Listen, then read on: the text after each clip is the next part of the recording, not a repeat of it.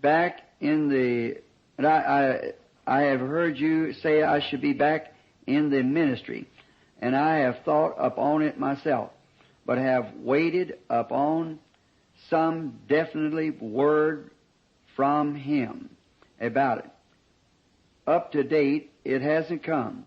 Question numéro 1. Frère Branham, je vous ai entendu que cela devrait reprendre le... Je vous ai entendu dire que je devrais reprendre le ministère. Et j'ai moi-même songé à le faire. Mais j'attendais d'avoir reçu de sa part une parole claire à cet effet.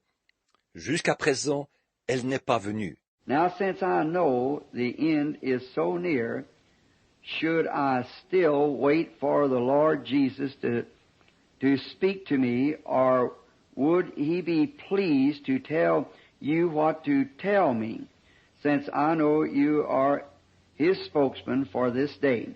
Or, sachant que la fin est tellement proche, devrais-je encore attendre que le Seigneur Jésus me parle? Ou trouverait-il bon de vous indiquer quoi me dire, puisque je sais que vous êtes son porte-parole pour aujourd'hui? Well, now, brother, I wrote down here my answer to it. God calling this brother a call in life. Now, there's one great thing. We could just take that as a text and preach all night on it, see? That one thing. A calling. Make your calling and election sure. See? Bon, eh bien, frère, j'ai noté ici ma réponse à ça. Dieu qui appelle ce frère par un appel dans sa vie. Maintenant, voilà un point très important. Nous pourrions vraiment prendre ça comme sujet et prêcher là-dessus toute la soirée. Vous voyez, sur ce point-là, une vocation. Affermissez votre vocation et votre élection. Vous voyez? We don't want to be just wondering if we're called. You must be called, or you'll be defeated. We're fighting a battle, see? And if you are positive sure, brother, that your calling is of God, and you've been called of God to do a work.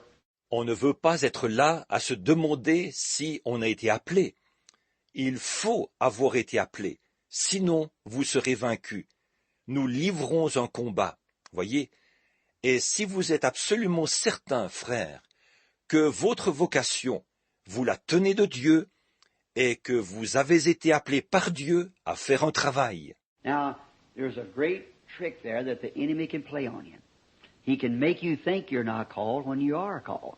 Then he turn right back around and make you think you're not called, or make you think you are called when you're not called. Vice versa, either way. And you have to watch it. Or, il y a un vilain tour que l'ennemi peut vous jouer là. Il peut vous faire croire que vous n'avez pas été appelé, alors que vous avez été appelé, et puis il peut faire l'inverse, vous faire croire que vous n'avez pas été appelé, ou vous faire croire que vous avez été appelé, alors que vous n'avez pas été appelé. Vice-versa, l'un ou l'autre. Alors, il faut faire attention. Now, here's the way to do it. Find out first, this is advice. The only thing I can give on this is advice, see? But make sure that your calling comes from God, and then check your motives and objectives, see? Maintenant, voici comment faire. Il faut d'abord découvrir. Bon, là, ce sont des conseils. C'est tout ce que je peux vous donner à ce sujet, des conseils. Voyez, mais assurez-vous que vous tenez votre vocation de Dieu, et ensuite examinez vos motifs et vos objectifs. Voyez? Now you know what I mean by that. What is your motive for preaching? Was it just you think it's the easier job than what you have? And you better forget it. It wasn't a call. A call of God burns so in your heart you can't rest day and night for it. You just can't get away from it. It's just constantly grinding at you. Bon, vous savez ce que j'entends par là. Quel est le motif qui vous incite à prêcher? Est-ce que c'était seulement... Vous êtes-vous dit que ce serait un travail plus facile que celui que vous avez? Alors, il vaut mieux laisser tomber. Ce n'était pas un appel. Un appel de Dieu brûle tellement dans votre cœur qu'il ne vous donne aucun repos, ni le jour, ni la nuit. Vous ne pouvez pas y résister, ça vous hante continuellement. And if you had to preach, you say, well, now another objective. I believe at the job I've got, if I could be a successful evangelist or a pastor, have a good set salary, have a home that I could go into and so forth and live, then I believe that would be a good thing, much easier than what I'm doing now. And really, I think it would be... Et si vous deviez prêcher, vous dites, eh bien là, un autre objectif. Je crois que, par rapport à mon travail actuel, si je pouvais être un évangéliste réputé, ou un pasteur, avoir un bon salaire fixe, avoir une maison où m'installer et tout, ou habiter, alors je crois que ce serait bien, que ce serait beaucoup plus facile que ce que je fais actuellement. Et réellement, je pense que ce serait... Now, see, your objective is wrong to begin with. See, it's not right. See, you're wrong there on that. Then you'd say, well, maybe because that I am, think maybe that I'd be more popular amongst the people. See, you'll find out you're just ready for a big flop. Really, see. Là, vous voyez, votre objectif est faux au départ. Vous voyez, il n'est pas bon. Voyez, vous avez tort là. Et puis, si vous disiez, eh bien, peut-être parce que je pense que peut-être je jouirais d'une plus grande popularité auprès des gens. Vous voyez, vous allez constater que vous vous préparez à un grand fiasco. Vraiment, vous voyez. But now, if your objective is that I don't care if I have to eat soda crackers and drink branch water, I'll preach the gospel anyhow.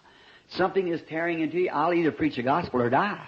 Mais bon, si votre objectif c'est, même si je dois manger des crackers et boire de l'eau plate, ça m'est égal. Je vais quand même prêcher l'évangile. C'est quelque chose qui vous obsède, carrément. Il faut que je prêche l'évangile, sinon c'est la mort. See?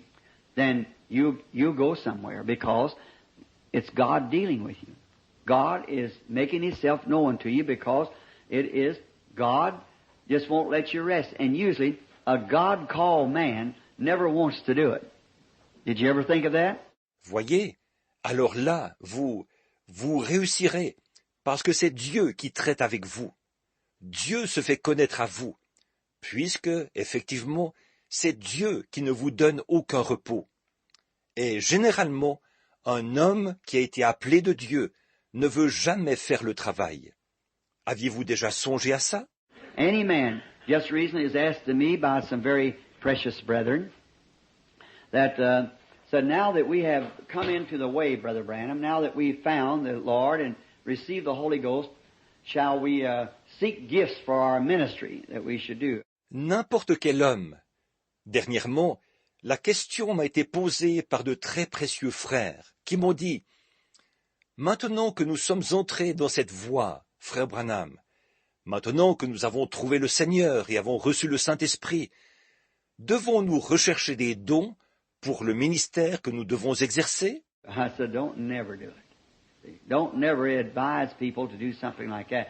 Because usually a guy that wants to do it is a guy that can't do it.